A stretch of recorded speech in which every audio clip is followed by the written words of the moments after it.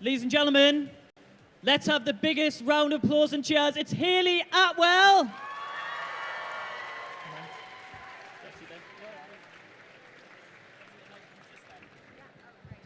Thank you so much for joining us. Hi, wow. What a great turnout. Hello.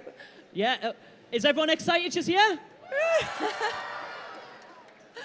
Wow. Very, very popular. Oh, pleasure to be here. It's these conventions are always so friendly and so warm, and as an actor being on camera, you never know who you're performing to. So now you have faces and you go, oh, right, these are the people that watch the work. It's great. Yeah, so, well, talking about the fans, what have your fan interactions been like here at Comic-Con so far? I think kind of all around the world, really, the conventions, because people are fans of the stories. There's a natural, you're kind of, it's a very warm reception, and it's very humbling to have been in something, playing a part like Peggy Carter that seems to have had a positive impact on people, which is, you know, a wonderful kind of byproduct to doing work that I love, which is to have an opportunity to connect with other people from around the world and share those stories.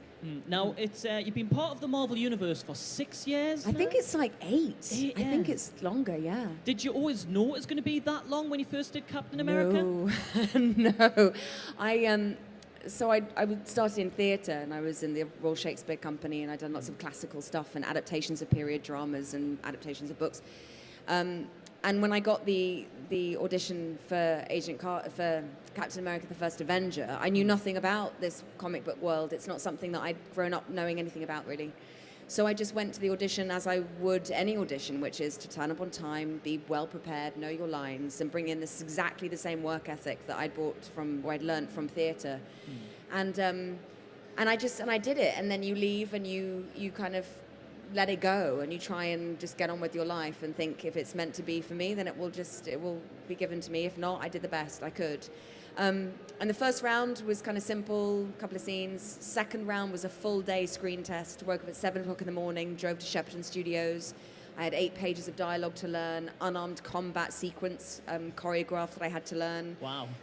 Showing me loading and unloading guns to see how confident I was handling weapons. And I'd made the first assistant director cry while I auditioned. So I went home going, I think that was a good sign. I think I was meant to make him cry in that moment. And it was actually the scene that is used in the film on the phone when he's flying the plane, and they're talking about the dance and, you know, don't you dare be late. So that was the audition for me. And it was a matter of weeks, and then I heard I'd gotten it, so it was a complete surprise. And here we are now, 8 years later, and feeling that they had really allowed me to fully kind of embody Peggy, but also kind of come up with ideas and to make her my own. And what's so nice about that is it feels that it was a collaboration, so they were able to support my vision of what I thought she was. Yeah. And it's the best compliment you can get as an actor. It's not like, oh, you're amazing. Like, praise and compliments, you're like, that's very nice and polite. But you know when you've done a good job when you're re-employed. Yeah. When you're given a job again. You're like, oh, they must have genuinely liked what I did, because here I am again. They won't leave me alone. Well, I think we all love Peggy Carter, don't we? Thank you. Now, do you think a lot of the success of Peggy is like your on-screen chemistry of Chris Evans and things like that? What do you think embodied Peggy Carter? I think that, I think she was just her own woman. She knew who she was. She had confidence in her skill set, her ability, her intelligence, and her, alongside fighting the baddies physically and literally, she was also that kind of the subtext of a woman in a male-dominated environment that would overlook her, I suppose, and yet finding a way to still go on with dignity and with grace and with intelligence of just going, well, I'm just going to have to work harder to put myself in the position I want to be in. And I think that the way that she did that with this kind of stoic, quite kind of British mentality of kind of keep calm and carry on, I think of that era especially, she embodied that. Yeah. And I think with Agent Carter, the show, for me, it was very much about the chemistry with James Darcy, who played Jarvis. We've got a few woos there. Yeah. I remember the first scene he did, and Louis D'Esposito, the vice president of Marvel, who had cast him, we watched his scene, and he turned to me and went, I think James is going to be our secret weapon. He's so funny. And so as the season went on, James would improvise dialogue, and they wrote more to his taste and his humor. And they watched us interact on set together as friends. And that it's really strengthened that relationship. And I think for me, that was the heart of the season. Yeah, totally agree. It was the foundation. Now, yeah. Obviously, as I say, 8 years now linked to the Marvel Universe. What sort of impacts that had on your life and your career? Has it made massive difference? The traveling and the meeting people that from all walks of life that I wouldn't have had the opportunity to meet. And I think, I'm